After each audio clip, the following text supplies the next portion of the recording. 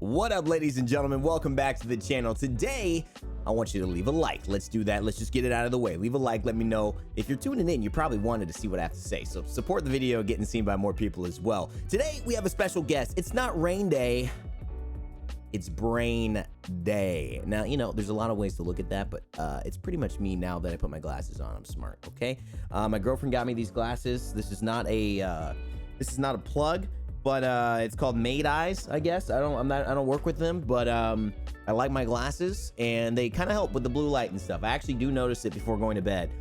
A little easier to fall asleep and not get like blinded by that iPhone light. You know, you stare at before bed, scroll Instagram, whatever. Anyways, we got big things happening here. Season 4 map updates. There's been a huge change to the map in Season 4, and we're going to read why the designers did it so you guys understand what their gameplay goals are, but also understand exactly what's changing in the map. So when you hop into Apex Legends Season 4, you know what to expect, because that's the biggest thing. People get off to a slow start and they think, oh man, I don't know if I want to put the energy in. No. Watch this, get some tips, understand what's coming. That way you have a good understanding and you will be basically first off the finish line. That has got to help.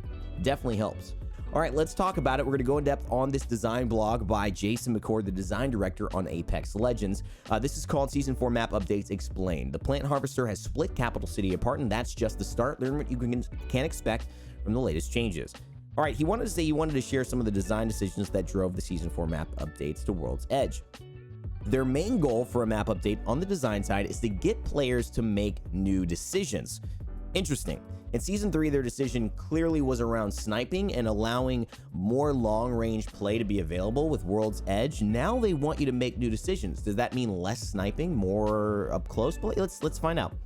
By the end of a season, you probably have your favorite spot or spots to land. You might prefer to rotate out of your drop location in a certain direction, which in turn makes a lot of your games feel similar as the season progresses. Our goal as designers is to offer new ways for you to approach the game, and in this case, the map, so that each drop, rotation, and gunfight feels as fresh as possible. Here are a few things we're doing in Season 4 to hopefully help achieve that. Now, this is great. It just basically means make it fresh. It doesn't mean no sniping, but it might just mean not sniping from there. It might mean rotating differently. It might mean a new pace to the game, new fights that you're taking that you never fought, areas of the map that you never engaged in very often. This is a great change. So here they have an awesome showcase. So this is the original area that you would fly in Season 4, and you've got all these great things like Sorting Factory. You've got Capital City over there with the epicenter. And then now this whole area in Season 4, look at that. That's so cool, man.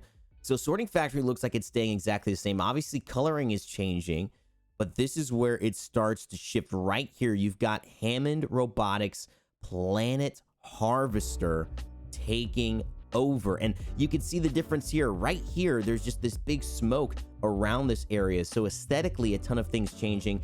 This road also, look at this, it feels like maybe that road has shifted, maybe some of the terrain has shifted around here as well. That rock seems to be pushed a little bit more towards the center, and if you can play up there, wow, that is really high.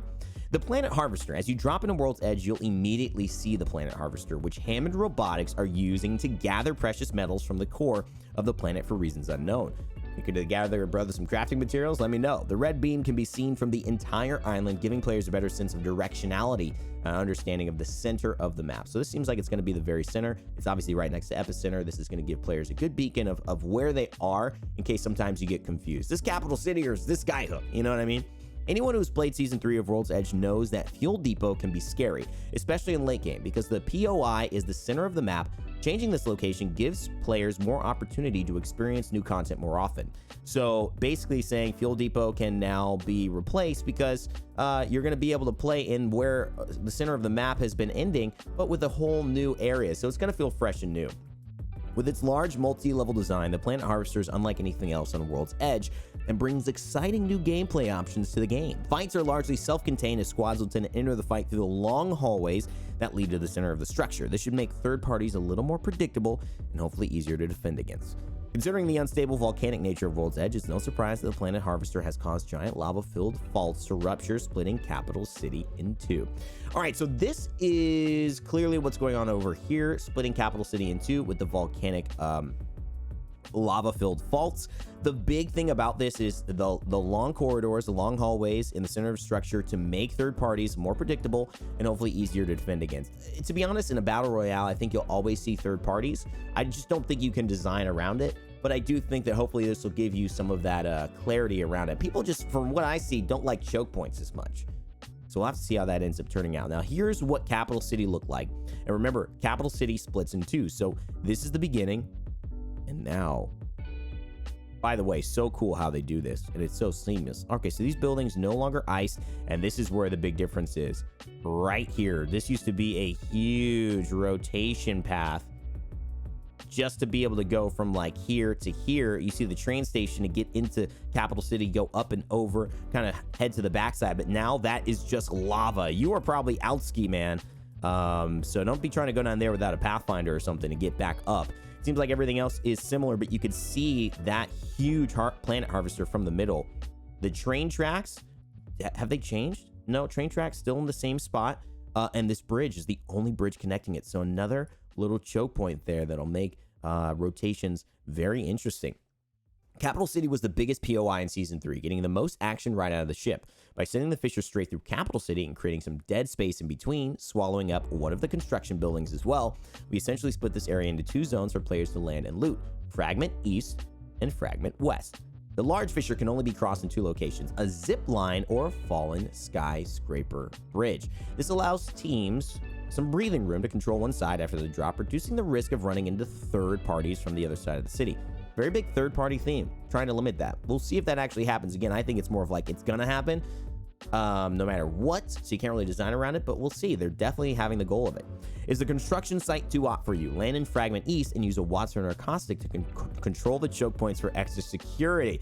Of course, Pathfinder and Octane can both use their ultimates to get their teams across at any location.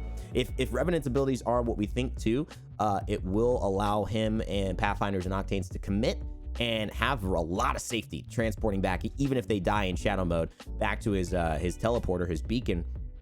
And then it'll be very, very hard for any team to push back onto them, especially if you cross the distance of the volcano through a zipline or through an Octane jump pad. That'll be really interesting to see.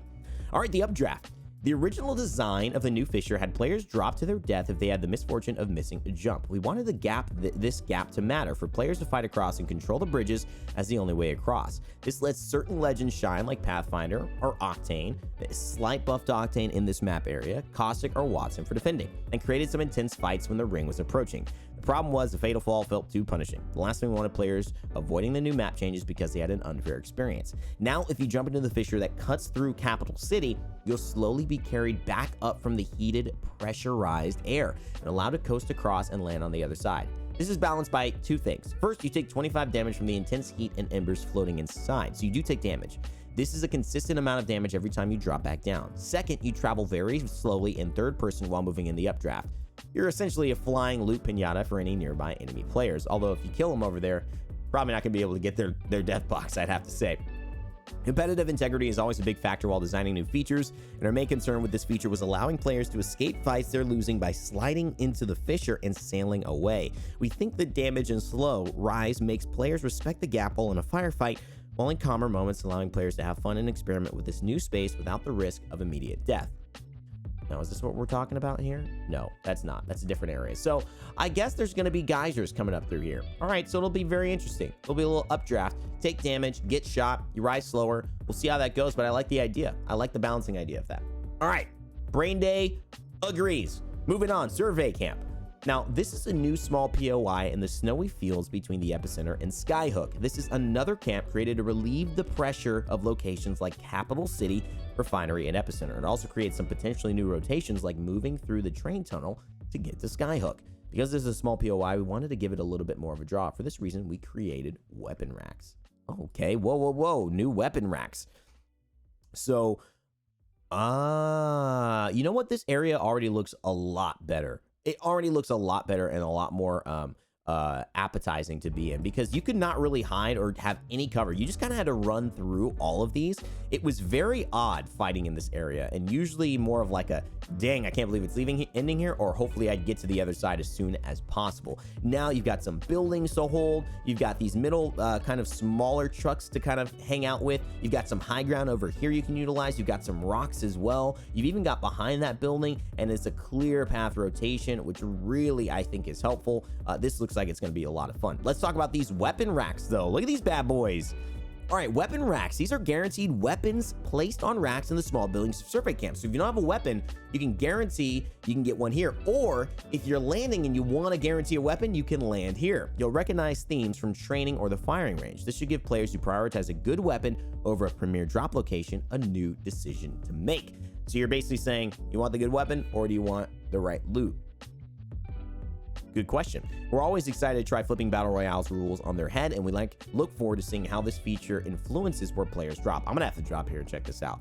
With these updates, as well as New Town Takeover coming later in Season 4, we hope you are excited to play the New World's Edge as we are. Thank you for playing Apex Legends. Jason McCord, Design Director.